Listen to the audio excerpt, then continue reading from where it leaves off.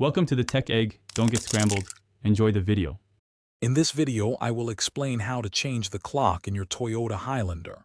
First, ensure your vehicle's ignition is in the ACK or on position. Next, find the disp button, usually located on your dashboard or the audio unit.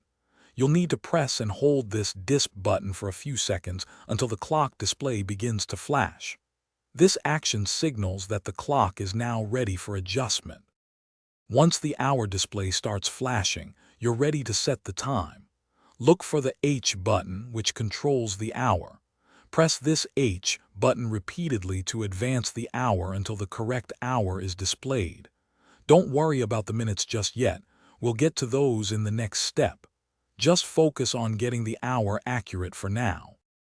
Hey everyone, if you're finding this video helpful, please take a moment to subscribe and give it a like. Quick recommendation: if you love reading, check out the new Kindle Paperwhite. It's perfect for catching up on your favorite books, maybe even while waiting for your car service. You can find the link and other fantastic deals in the description below. Now, let's get back to the video. With the hour correctly set, the minute display will now begin to flash. This indicates it's time to adjust the minutes. Locate the M button, which is specifically for setting the minutes. Press the M button repeatedly until the current minute value is shown on the display. Take your time to ensure the minutes are precise for an accurate clock reading.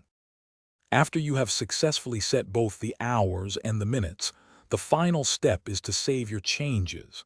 Simply press the disp button one more time. This action confirms your selections and locks in the new time. Your Highlander's clock will now display the updated and correct time, ready for your next drive. Thanks for watching. Consider subscribing if I helped unscramble your problems.